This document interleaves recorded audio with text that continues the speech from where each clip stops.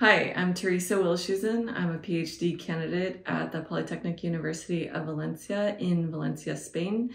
And today I am going to talk a little bit about Algurfa, the chamber, which is the project that I'm presenting here in Belgrade. I decided to come to Belgrade for multiple reasons. First was the opportunity that the residency offered me, not just with the time and space lining up with our schedules. The space for the exhibition was perfect for Algurfa. And in reality, the place culturally is very diverse and very different from that of Valencia.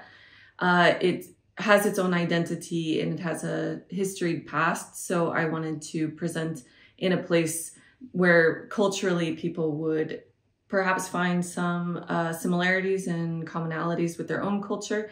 And I could expand on some of the projects that I'm currently working on within Algurfa. The project that I'm working on here in Belgrade is actually a combination of 3 different projects related to my PhD studies. I'll be working on Seeking Self, which is an instant photography project that will be continuing while I'm here, and I'll also be giving a workshop on it. Another project that I'm doing while I'm here, that I'll be exhibiting while I'm here, is the Gender Veil. And this is a ceramic project that's also part of my PhD, and Private Views, which is a resin collage piece. I began this idea back in about 2017. It started with the entrance into my PhD program. I was very fascinated with the concept of identity and further the identity and death related to those of ancient Egypt. And after the death of my own mother, I became even more interested in understanding how one identifies or expresses their identity posthumous. And I felt that these projects work together in a very cohesive way to express one's identity using 3 different mediums. I do believe that my cultural background influences my art continually in a lot of different ways. Being raised in a small town in the middle of the United States kind of created this sense of desire to travel, to understand different cultures and languages from a very young age. And I only first left the United States at 17 on a missions trip to Mexico. And that was the first taste of what it was like to be outside of America. From there, it always influenced my art because I was very interested in other cultures and designs from other cultures, in particularly in the beginning, Mexican art and folk art from Mexico. That was the first driver of my desire to travel more and to understand other cultures as an American artist and from an American perspective. I do think that being an open-minded American is not something that we're particularly known for, but we do exist. And I think that part of being an American artist is confronting the positive and negative of your own culture. And so by traveling, I'm doing that. I'm confronting biases that I have in my own culture. And through art, I'm experiencing a different world and a different perspective. There are many things that inspire me and particularly inspires my art. And a lot of those are some of the things that revolves around these projects, Algurfa.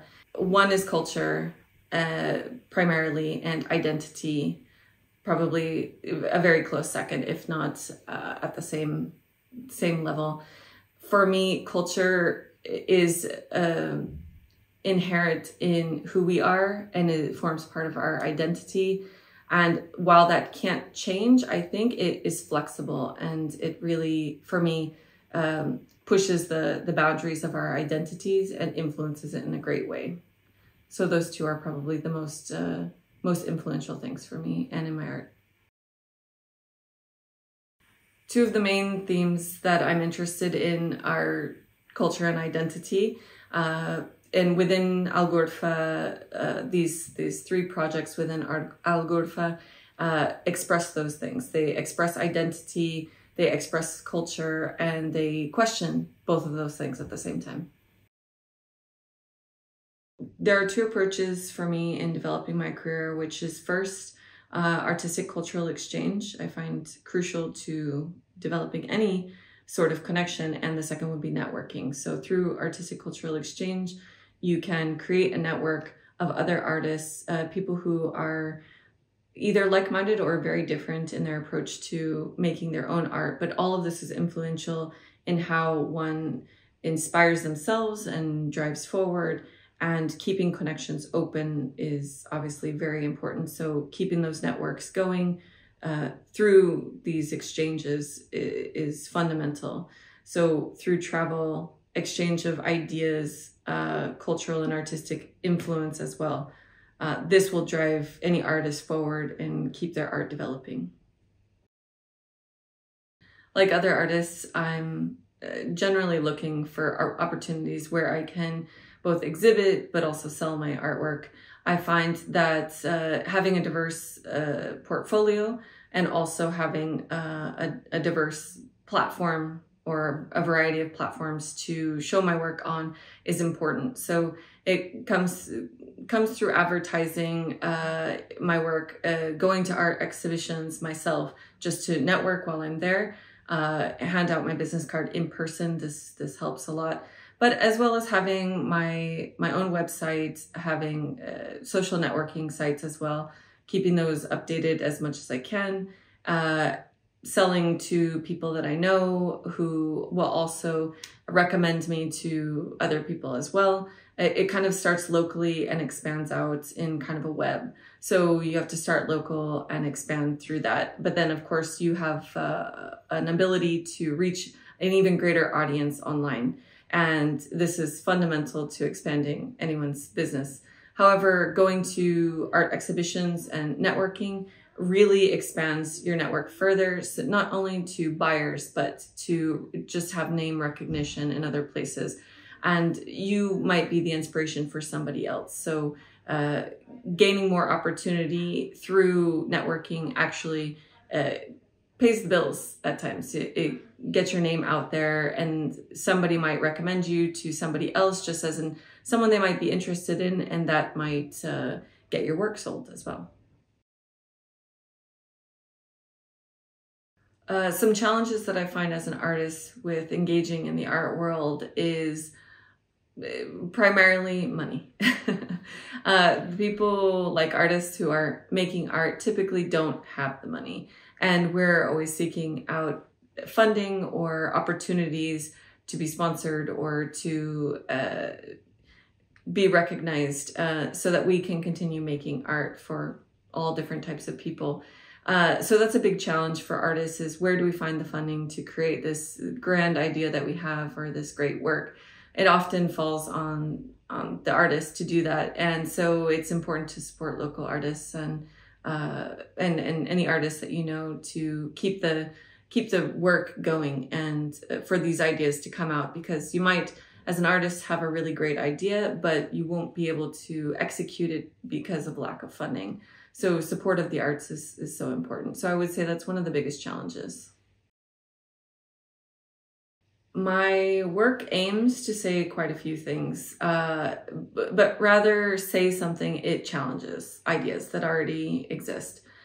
A lot of my work, my current work anyway, especially the work that I produced during this PhD, is questioning ideas that we already have about ourselves and what we believe we are and who we are, and challenges the idea of self-expression and the self-expression we have in life and the expression we have in death. How will we be remembered, and how do we want ourselves to be remembered?